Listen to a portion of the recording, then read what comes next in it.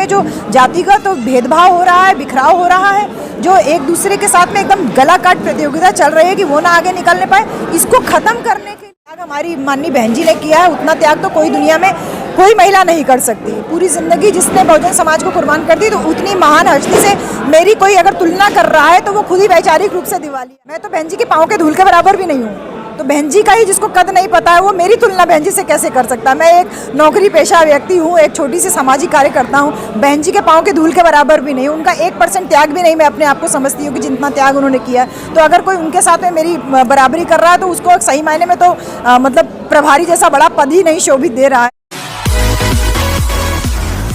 मैं हूँ और ये लिच्छवी भवन है। यहाँ संविधान दिवस मनाया गया जिसका मुख्य अतिथि के तौर पे इंदु चौधरी, प्रोफेसर इंदु चौधरी है जो बहुजन शक्ति के राष्ट्रीय अध्यक्ष। इनसे बात करेंगे। मैम स्वागत है आपका। बहुत बहुत धन्यवाद भैया। मैम सवाल ये रहेगा कि आप बहुजन शक्ति बनाने का मतलब कारण क्या रहा? कारण मैंने स्पष्ट कर दिया है कि ये पूरी तरीके से एक गैर राजनीतिक सामाजिक संगठन है। समाज को मजबूत करने के लिए, एकजुट करने के लिए तमाम सामाजिक संगठनों से मैंने पहले बात किया, तो सबके अपने अपने उद्देश्य थे, अपने अपने स्वार्थ थे। ऐसे में हमारे लिए एक बहुत बड़ी चुनौती थी कि राजनीति जो हावी होती चली जा रही है और समाज सामाजिक रूप से इकट्ठा नहीं हो पा रहा है। ऐसे में उसको एक नए नाम के तले जो है आपको इकट्ठा करना है। हम अपने साहब कांशीराम की विचारधारा से कोई इतर जाके नहीं काम कर रहे हैं। उन्हीं की विचारधारा को मुझे जहाँ पे वो छोड़ के गए हैं, मुझे उसको आगे लेकर के जाना है। और इसीलिए हर एक व्यक्ति जो बहुजन समाज का हिस्सा है वो बहुजन शक्ति का हिस्सा है। अच्छा, ऐसा तो नहीं है कि आप पूरा मतलब बिहार, यूपी, मध्य प्रदेश घूम रही हैं? आप एक राजनीतिक तलाश में तो नहीं ना है?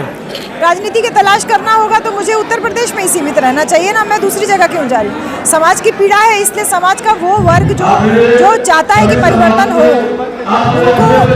उनको इकट्ठा करने का ही मैं प्रयास कर रही हूँ। जो साहब के साथ में काम किए, विचारधारा पे काम किए, तमाम सामाजिक संगठनों को देखा, उनसे बात किया, तो हमें समझ में आया कि सब अपने अपने सबके निजी स्वार्थ हैं या कोई निजी कारणों से संगठन चला रहे हैं। कोई बाबा साहब की जयंती मनाने के लिए, कोई धार्मिक आंदोलन के लिए या धार्मिक कार्यक्रमों के लिए, तो अपने अपने काम थे। कोई एक स्पेसिफिक उद्देश्य हमें नहीं लिखा। और दूसरा कि हमें तमाम जो संगठन जो कार्य कर रहे हैं उनका कोई रिजल्ट नहीं दिखा।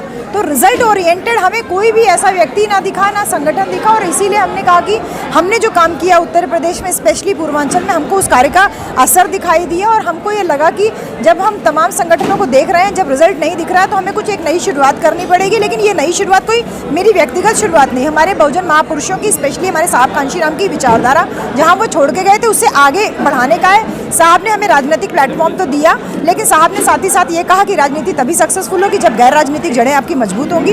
उसी गैर राजनीतिक जड़ों को मजबूत करने के लिए बहुजन शक्ति के रूप में मैं एक संयोजक के रूप में हूँ। मैं कोई अध्यक्ष नहीं हूँ, उपाध्यक्ष नहीं, कोई महासचिव नहीं, मैं एक संयोजक के रूप में हूँ कि मैं समाज को संयोजित करने का, इकट्ठा करने का, एकजुट करने का, कि जो वोटों में बिखराव है और उसके साथ ही साथ समाज में जो जातिगत भेदभाव हो रहा है, बिखराव हो रहा है, जो एक दूसरे के साथ में एकदम गला काट प्रतियोगिता चल रही है कि वो ना आगे निकलने पाए, इसको खत्म करने के लिए कैसे अपने महापुरुषों की विचारधारा का प्रचार प्रसार हो, इसलिए बहुजन शक्ति बनाया गया है। अरे बीएसपी के जो बिहार जो प्रदेश प्रभारी है डॉक्टर लालजी मेधांका, ये सीधे आप पे आरोप लगाए हैं कि जो प्रोफेसर डॉक्टर इंदु चौधरी है ये बहुजन समाज को मतलब बरगला रही हैं, ये दूसरी बहन जी मतलब बनने की फिराक में है।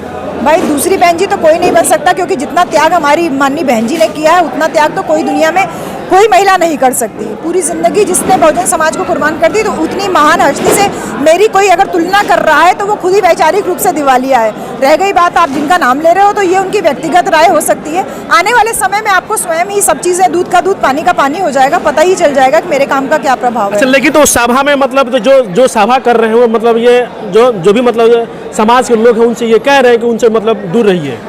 भाई मुझे लगता है कि क्या मेरा कद इतना बड़ा हो गया कि आप मेरी तुलना बहन जी से करने लगे? दूसरे आपको सभाओं में मेरे प्रभारी साहब का बात बोल रहे हैं, प्रभारी साहब बोल रहे हैं, मैं उन्हीं की बात कर रही हूँ कि क्या प्रभारी जी को मेरा कद बहन जी के बराबर लगने लगा?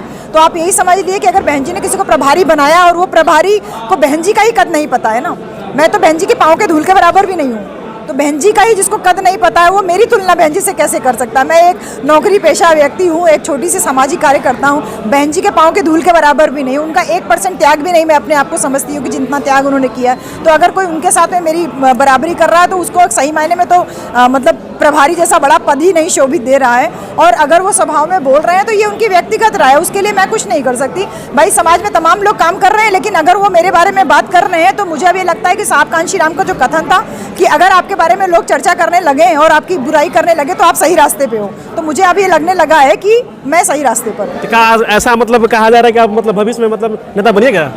देखिए, भविष्य में नेता बनूंगी नहीं बनूंगी ये तो भविष्य बताएगा, लेकिन मैं वर्तमान में नेता ज़रूर हूँ। नेता का मतलब केवल चुनाव लड़ना नहीं होता है। हमने नेता को चुनाव और राजनीति का पर्यायवाची जो मान लिया, ये हमारी बहुत बड़ी भूल है।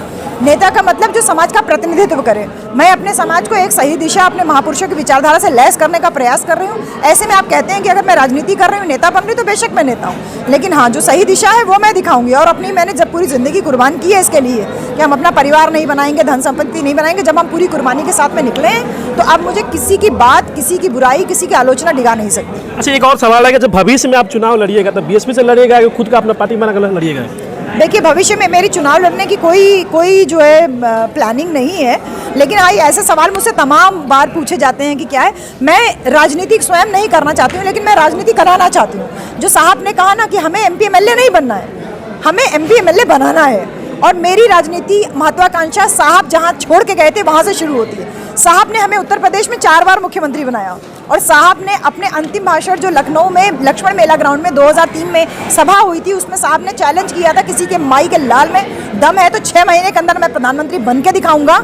वो जो साहब का जो अंतिम भाषण था, जो साहब का जो अंतिम शब्द था कि मैं देश का प्रधानमंत्री बन के दिखाऊंगा, किसी में दम नहीं है रोकने की, मेरी राजनीतिक महत्वाकांक्षा वहाँ से शुरू होती है।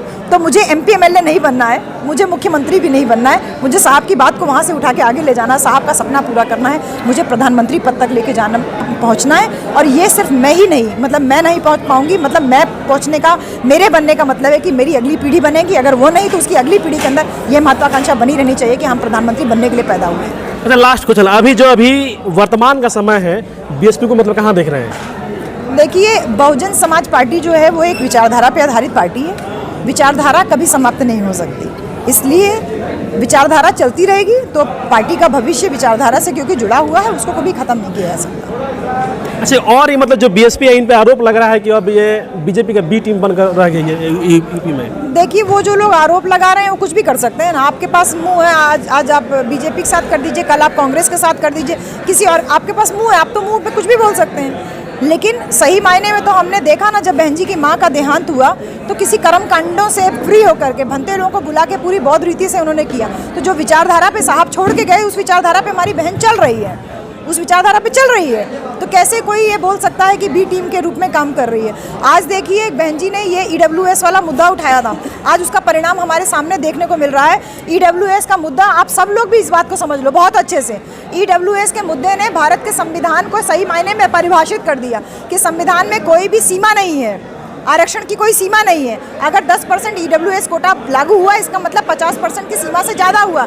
इसके हिसाब से हम जनसंख्या के अनुपात में अपने आरक्षण की बात अब उठा सकते हैं, बहुत दमदारी से उठा सकते हैं। तो बहन जी की दूरदर्शिता दिखाई दे रही है। ऐसे में कोई उनके ऊपर आरोप लगाए तो सूरज को धूप दिखाने वाले अभी जो तमाम जो पार्टी हैं अभी भी मतलब जो ईडब्ल्यूएस है, इसका मतलब विरोध नहीं कर रहे हैं। पार्टियों को जानकारी नहीं है, इसलिए विरोध नहीं कर रहे हैं। हमारी बहन जी बहुत दूरदर्शी है, उन्होंने पहले ही इस बात की, उनको अंदाजा था, उन्होंने घोषणा कर दिया, तो आज इसके परिणाम हमको सामने दिख रहे हैं।